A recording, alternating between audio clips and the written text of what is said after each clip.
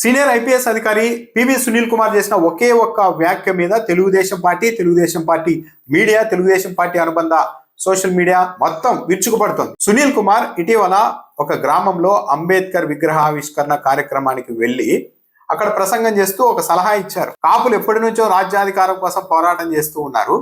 కాపులు దళితులు కలిసి పనిచేయాలి. కాపులు ముఖ్యమంత్రి పదవి తీసుకోండి, దళితులకు డిప్యూటీ సీఎం పదవి ఇవ్వండి అంటూ ఒక ప్రతిపాదన చేశారు. అంతకు మించి వివాదాస్పద వ్యాఖ్యలు కూడా అక్కడ చేసింది ఏమీ లేదు. సాధారణంగా అయితే తెలుగుదేశం పార్టీ మీడియా ఈ విషయంలో సైలెంట్ గా ఉంటుంది అని అనుకున్నారు. ఈనాడు కానీ ఆంధ్రజ్యోతి కానీ సైలెంట్ గా ఉంటాయని చాలా మంది భావించారు. ఎందుకంటే ప్రస్తుతం కూటమి ప్రభుత్వంలో జనసేన కూడా భాగస్వామిగా ఉంది. జనసేన పార్టీ ద్వారా మొన్నటి ఎన్నికల్లో కాపులు అత్యధికంగా కూటమికి మద్దతు పలికారు అన్నది కూడా జగమెరిగిన సత్యమే. ఇలాంటి సందర్భంలో జనసేనతో కలిసి ఉంటూ మొన్నటి ఎన్నికల్లో కాపులతో ఓట్లు కూడా వేయించుకొని ఇప్పుడు కాపులకు సీఎం పదవి ఇవ్వాలి అని ఒక సీనియర్ ఐపీఎస్ అధికారి మాట్లాడగానే దాని మీద మనం విపరీతంగా స్పందిస్తే కూటమిలో మనతో భాగస్వామిగా ఉన్న జనసేన ఇబ్బంది పడుతుంది, మొన్నటి ఎన్నికల్లో మనకు ఓట్లు వేసిన కాపులు కూడా హర్ట్ అవుతారు అన్న భావనతో ఈనాడు ఆంధ్రజ్యోతి సైలెంట్ గా ఉంటాయనుకున్నారు. కానీ ఈనాడు ఆంధ్రజ్యోతి పత్రికలు ఈ రోజు చాలా పెద్ద కథనమే రాశాయి. దీని మీద పివి సునీల్ కుమార్ వివాదాస్పద వ్యాఖ్యలు చేసేశారు. ముఖ్యమంత్రి పదవి కాపులు తీసుకోండి, డిప్యూటీ సీఎం పదవి దళితులకు ఇవ్వండి అంటూ మాట్లాడారు. ఇది వివాదాస్పద వ్యాఖ్యలు, సర్వీస్ రూల్స్ కు విరుద్ధం అంటూ రిటైర్డ్ అధికారులంతా చెప్తూ ఉన్నారు అంటూ పెద్ద కథనాలు రాసేసాయి రెండు పత్రికలు. కాపులు దళితులు కొట్లాడుకోండి అని ఎక్కడ సునీల్ కుమార్ చెప్పలేదు. కాపులు దళితులు కలిసి ఉండండి అని చెప్పారు. అది మంచిదే కదా. కానీ ఎందుకు ఈ స్థాయిలో వీళ్ళు రియాక్ట్ అవుతూ ఉన్నారంటే టార్గెట్ ఇక్కడ సునీల్ కుమార్ కాదు, టార్గెట్ సునీల్ కుమార్ చేసిన వ్యాఖ్యల తీవ్రత. తెలుగుదేశం పార్టీ ఆలోచన ఏంటంటే జనసేన పార్టీ మాతోనే ఉండాలి, జనసేన పార్టీ ద్వారా పవన్ కళ్యాణ్ ద్వారా కాపులంతా తెలుగుదేశం పార్టీకే మద్దతుగా ఉండాలి, అంతవరకే, అంతకు మించి ఆలోచనలు చేయకూడదు. కాపులకు ముఖ్యమంత్రి పదవి అనే వరకు వెళ్తే మేము ఊరుకోం అని ఇండైరెక్ట్ గా ఈనాడు ఆంధ్రజ్యోతి పత్రికలు ఈరోజు ఒక హెచ్చరిక చేశాయి. మీరు మాతో ఉన్నా ఉండకపోయినా సరే ముఖ్యమంత్రి పదవి కాపులకు ఇవ్వాల్సి వస్తే ఆ రోజు మేము చూస్తూ ఊరుకోం.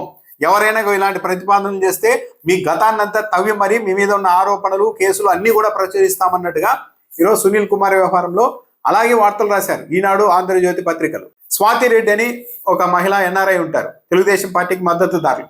నిజానికి ఆమె స్వాతి రెడ్డి కాదు, కమ్మ సామాజిక వర్గానికి చెందిన వారే. జగన్మోహన్ రెడ్డి ముఖ్యమంత్రిగా ఉన్న సమయంలో జగన్మోహన్ రెడ్డిని విమర్శించేందుకు స్వాతి రెడ్డి అని అకౌంట్ పేరు పెట్టుకున్నట్టుగా ఉన్నారు.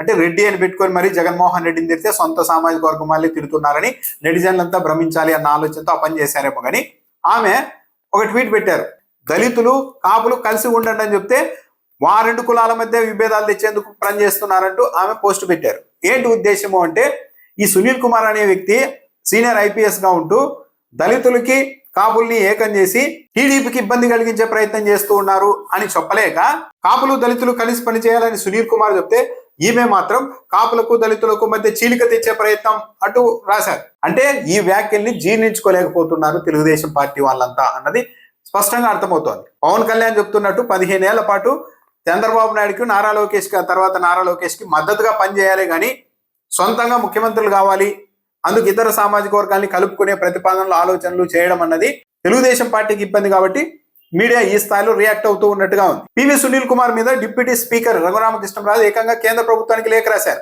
ఈయన నిబంధనలు ఉల్లంఘించారు, చర్యలు తీసుకోండి అని. దీనిపైన తెలుగుదేశం పార్టీ చంద్రబాబు నాయుడు గారి అధికారిక స్టాండ్ ఏంటి? నిజంగానే సునీల్ కుమార్ చేసిన వ్యాఖ్యల్ని తెలుగుదేశం పార్టీ ఖండించాలనుకుంటుందా? ఆయన నిబంధనలు ఉల్లంఘించి మాట్లాడారా, సర్వీస్ రూల్స్ కి విరుద్ధంగా మాట్లాడారా అన్నది వేరే టాపిక్. అంత తీవ్రమైన అంశాలు కూడా ఆయన ఈరోజు మాట్లాడలేదు మొన్న. కానీ దాన్ని పట్టుకొని ఇంత రగడ చేస్తూ ఉన్నారు అంటే ముఖ్యమంత్రి పదవి కాపులకు ఇవ్వాలి అన్న ఆలోచన ప్రతిపాదన మీద వీళ్ళకి ఎక్కువ అభ్యంతరం ఉంది. డిప్యూటీ సీఎం పవన్ కళ్యాణ్ కూడా స్పందించాలి. పవన్ కళ్యాణ్ గతంలో కూడా ఏమన్నారు, కాపులు పెద్దన్న పాత్ర పోషించాలి, మిగిలిన వర్గాల్ని కలుపుకొని వెళ్ళాలి అన్నారు.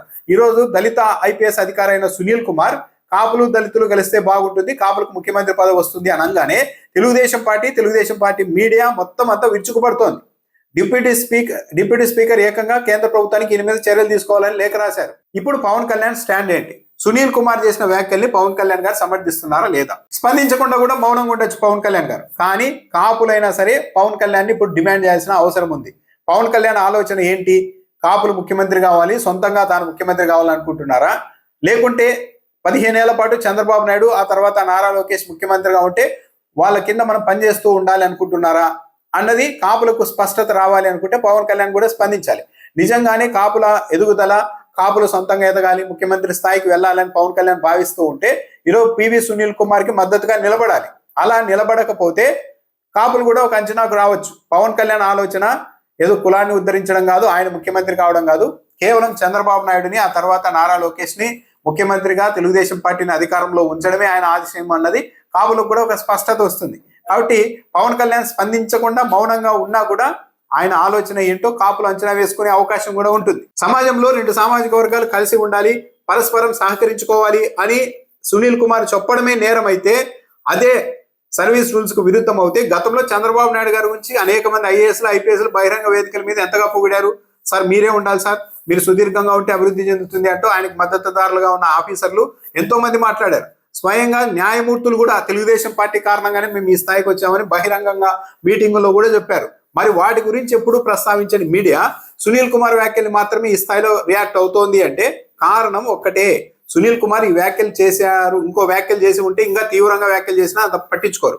ఎప్పుడైతే సీఎం పదవి కాపులకు అన్న ఆలోచన వచ్చేలాగా మాట్లాడారో అదే తెలుగుదేశం పార్టీకి అత్యంత అభ్యంతరకరం, అత్యంత దిగ్భ్రాంతి కలిగించే అంశంగా మారిపోయింది. అందుకే సునీల్ కుమార్ ని ఈ స్థాయిలో టార్గెట్ చేస్తూ ఉన్నారు. సునీల్ కుమార్ కు కాపులు, జనసేన, పవన్ కళ్యాణ్ వీళ్ళు మద్దతుగా ఉంటారా, లేకుంటే తెలుగుదేశం పార్టీ ఇలా దాడి చేస్తూ ఉంటే సైలెంట్ గా మౌనంగా చూస్తూ ఉంటారా అన్నది కూడా చూడాలి.